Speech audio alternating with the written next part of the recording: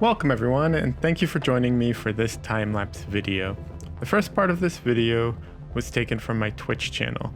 For some reason the video recording was corrupted, so I had to use the VOD from Twitch. This painting was very challenging to do. As you'll see throughout this time-lapse, I had to repaint the face multiple times and adjust where the features were multiple times.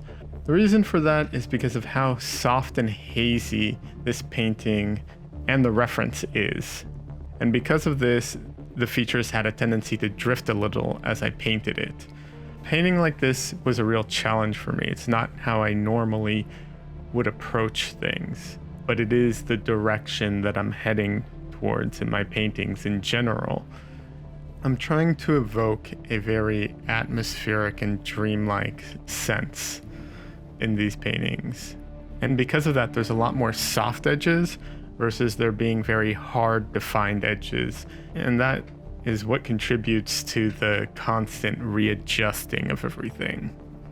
Now, funny enough, even though this painting was a real struggle for me, because not only did the features keep drifting, the palette is super condensed in value and in hue and in saturation. So it's very compressed. But even with all of the struggles, or maybe because of all of the struggles, I am so happy with this painting.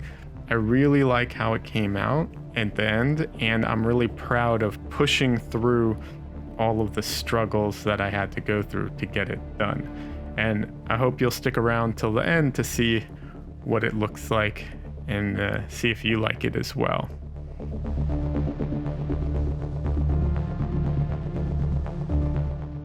This painting is a small painting. It's a 9x12, so not like super small, but small. And this was painted on Yupo paper.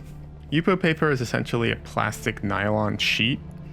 I discovered Yupo paper, well, I didn't discover it, but I became familiar with Yupo paper through two YouTube artists, LPF and Nicholas Urbe, both of who use Yupo paper in some of their videos and have talked about it and piqued my interest, so I gave it a shot.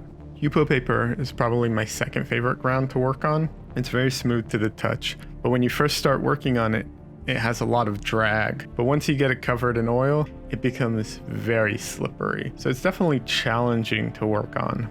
But one of my favorite things about it is that there's no prep involved. You just cut it to size and start working on it. It's also very cost effective, at least here in the US. Those are some of the reasons I've been using it a lot recently. When I first started painting in oil paints, one of the things that made the biggest differences to my development, surprisingly, was getting the right brushes and getting the right surfaces to paint on, also known as ground, for those who aren't familiar. I first started painting on cheap canvas boards, and those are just, in my experience, my personal preference, miserable to work on. And using stiffer brushes for oil paints instead of watercolor brushes made a huge difference as well. I know a lot of artists put a big emphasis on the paint, artist grade versus student grade and all of that, but I've made really good paintings with very cheap paints, but getting the right ground and getting the right brushes made a much bigger difference than getting quote unquote the right paint did. But good paint is very nice still.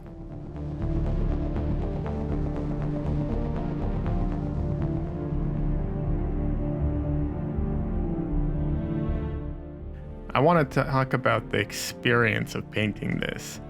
I'm not talking about the struggle, though it feels good to go through the struggle and have something worth showing, which, if I'm being honest, is not always the case. And it can't always be the case. There's so many paintings I've wiped because you just have to make a bunch of bad paintings sometimes. It feels good to have something that you're happy with, but more than that, it's the fact that this painting felt like I painted it and I didn't color it in. And what I mean by that is that there's a lot of ways to go about making a painting, and I'm not saying that any of them are better or worse. It's more about what you enjoy doing and what you want the final output to look like.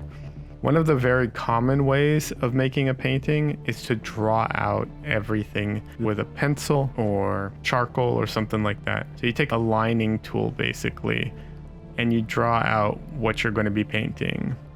And you put in all the details. If it's a portrait, you put in all the features.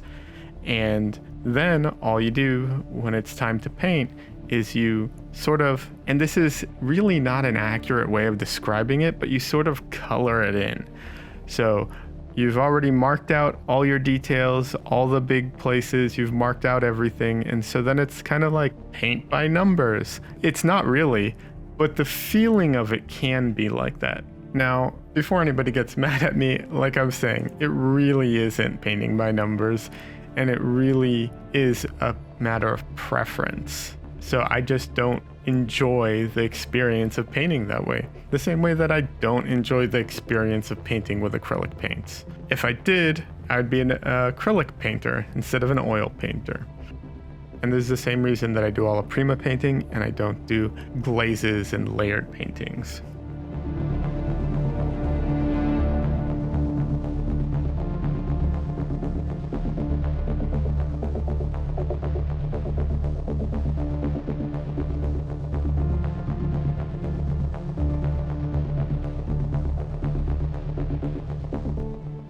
And here we go. Here is the final painting. I hope you like it.